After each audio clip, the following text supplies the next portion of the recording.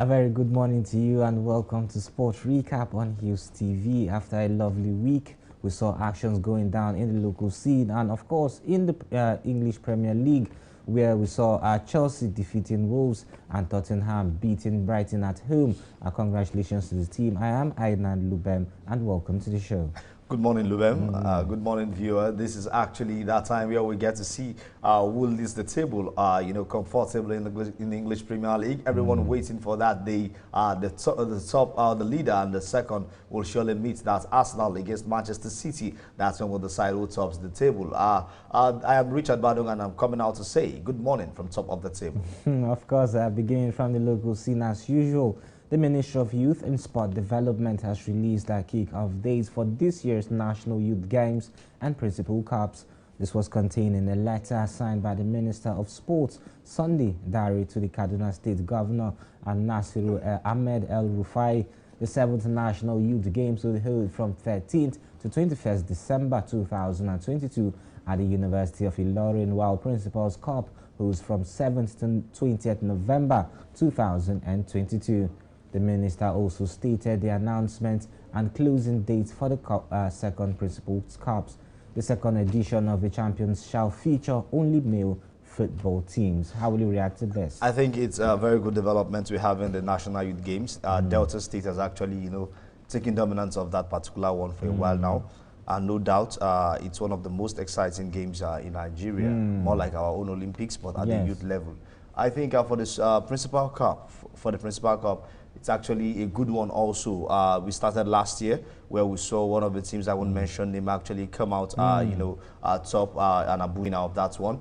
For the National Youth Games, you already see zonal participations now. Whichever sports you qualify for is what you'll be participating. We expect 36 states to get themselves involved. But, I still feel, I have this deep feeling within me that the winner of this year's National Youth Game might still come, from the South zone again. Just like we've seen Delta State on 3 occasions consecutively win this one. They might still be the champion because they have the facility to actually go about it. All right, away from that one now to the president of Nigerian football, that is Ibrahim Musa Gusau, who has challenged Rivers United, Plateau United and Kwara Cup respectively.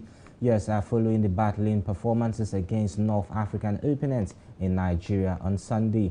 All 3 clubs came from behind to win their matches. How would you react to this? Congratulations to the Nigerian team. Of course, it's a big congratulations to the NPFL sides. One would have expected less than these. These are all top teams. Without Casablanca, of course, our defending champions of the CAF Confederations Cup. RS Bakane, actually, one-time finalist. And of course, you won't take away that very team. Talking about that team now, Esperance de Tunisia, 3 times CAF champions. And they are all coming out, to play on this particular competition. I think it's a good one for them.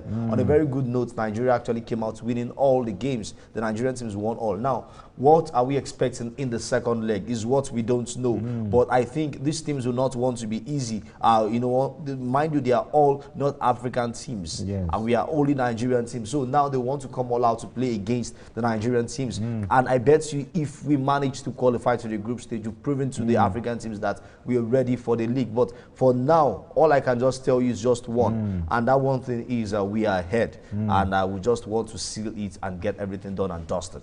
All right, in preparation for the 2023 Africa Cup of Nations qualifying fixture against Tanzania this month, the Nigeria under-23 team will begin camping in Ibadan today. Now, some of the players have been selected. How far do you see this team, especially most of the players are from the local scene? How do you see them progressing in the under-23? Yeah, of course. They are all from the local scenes, from the first division league, that's the NPFL, some of them from the NNL, and we also had some from the NLO also, all coming out to represent the teams. From the list, we actually saw Kayode Bankole of Remo Stars, Nathaniel Iwosu actually making that, Edwin Emelan also also from Calabar Rovers, and Amazon box-to-box FC. This is the NLO side I'm talking about. While for the defenders, Bama Ikalocho of Yom FC, Bello Abatunde of Aqua United, also James Ajako of Aqua United making that list. MY Jami FC Yazid Adamu. We also see the likes of Anas Hassan of Vandreza, and of course Isaiah Eje of of Kwara United, the captain of Kwara United side, also falling on the list. The likes of Maurice Chukwu, Agai Kato, Plateau United, of course Uchi Oguna, Adamu, and others who are coming from the midfield, the likes of Joshua Lechenu from Nasada United, all should actually be part of this squad. This is an home base. This is actually a home base side. While we also see for the attacking lineup Sikifulu Mohammed, Mustafa Jibrin, and you mentioned Jerry Alex. You want to take away Kalu Samuel, Edwin John also.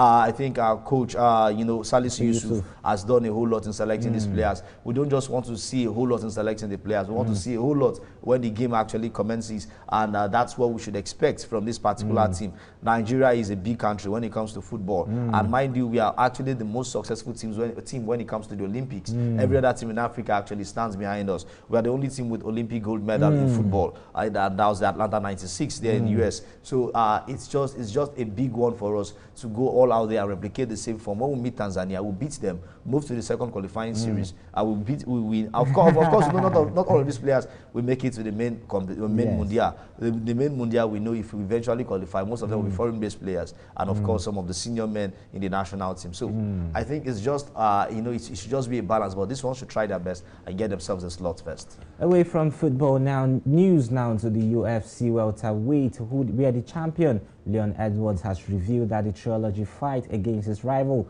Kamaru Usman will be held in March of next year after he dethroned the former champ at UFC 278 in August. Edwards pulls one of the greatest comebacks in MMA history when he knocked out the former welterweight champ and pound-for-pound king with a thunderous head kick with less than a minute left in the fight while he was down in rounds. It was the first knockout since that Usman will suffer since he started his professional career in 2012. I think interesting to know that a trilogy will surely be coming up. Usman won the first fight, he lost the second one, and now Leon Edwards has accepted the third fight. That second fight gave him confidence over Kamaru Usman, and that's why he's coming out for the second fight, the third fight.